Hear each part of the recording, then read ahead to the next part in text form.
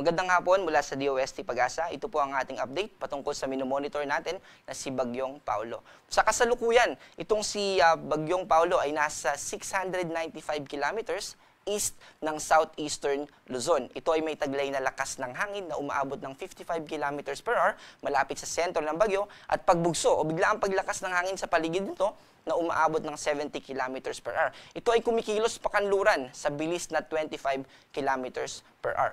Dito sa ating forecast track, ito yung ating main na forecast track, ito yung nasa gitna, pero hindi po ibig sabihin na eksaktong dyan at dadaan yung bagyo. Posible pa rin po ito na bahagyang umakyat within the limit po nitong upper bound natin at posible din naman na bahagya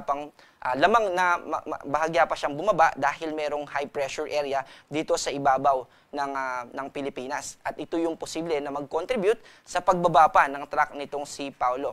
At nakikita rin natin sa mga susunod na oras ay mas mag-i-intensify pa ito from tropical depression to tropical storm. At habang binabaybay niya yung karagatan dito sa eastern coast ng ating bansa, ay mas lalakas pa ito into severe tropical storm. At hindi natin inaalis yung posibilidad, worst case scenario natin, aabot pa ito ng typhoon category. Ibig sabihin, ang pinakamataas na posible nating itaas na tropical cyclone wind signal ay signal number 4. At simula sa Friday o Friday ng tanghali hanggang hapon, ito yung time na binabaybay niya yung ating kalupaan at maaapektuhan mainly yung Northern Luzon at yung Central Luzon.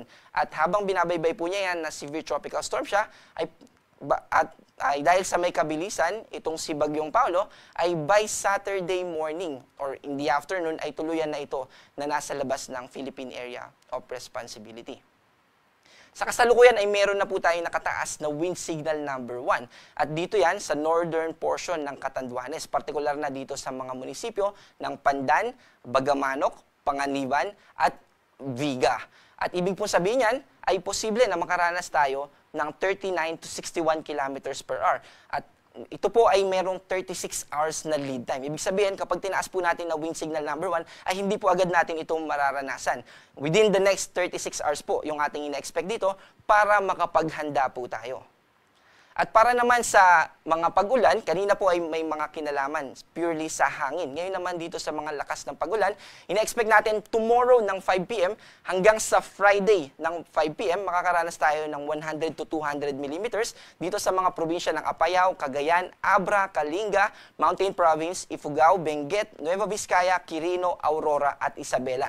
Ibig pong sabihin ng 100 to 200 ay posible yung multiple o ilang mga pagbaha within a province. At posible din kapag nakatira tayo sa mountainous areas dito sa halimbawa sa Sierra Madre, ay posible rin na makaranas tayo, wag naman po sana, ng mga pagguho ng lupa. 50 to 100 millimeters naman dito sa Ilocos Norte, Ilocos Sur, La Union, Pangasinan, Zambales, Tarlac, Nueva Ecija at Bataan. Ang ibig sabihin naman kapag naka 50 to 100, posible yung mga flash floods o mga localized floodings, lalo na sa mga low-lying areas or dun sa mga talagang bahain na mga lugar. Simula naman sa Friday afternoon, Friday 5 p.m. hanggang Saturday ng 5 p.m. And by this time, ay nandito na sa Scarborough Shore itong si Bagyong Paolo. Kaya yung mga pag-ulan natin ay nakafocus na lang dito sa western part ng Central and Southern Luzon. 100 to 200 dito sa Ilocos Sur at La Union, 50 to 100 naman dito sa Ilocos Norte, Apayao, Abra, Kalinga, Mountain Province, Ifugao, Benguet at Pangasinan. Dito po sa mga walang kulay ay hindi po ibig sabihin ay hindi na tayo makakaranas ng mga pagulan. Posible pa rin po na makaranas tayo ng mga pagulan pero hindi kasing lakas nung mga may nakataas tayo dito sa ating weather advisory. Sa kasalukuyan ay wala pa rin tayong nakataas na gale warning dahil 12 hours yung lead time natin kapag magtataas ng gale warning. At yung gale warning natin ay nakafocus dun sa mga alon pag tayo ay pumalaot. Sa karagatan po yan.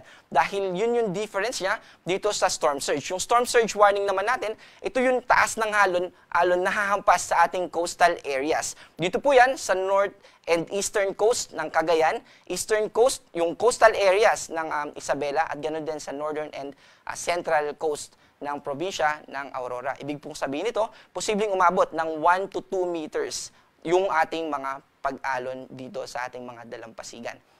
Para naman sa ating weather na inaasahan bukas, dito po sa Metro Manila, kasama yung central and eastern part ng Luzon, ay makakaranas tayo ng maulap na kalangitan. Ibig sabihin, mataas yung tsansa ng mga pagulan.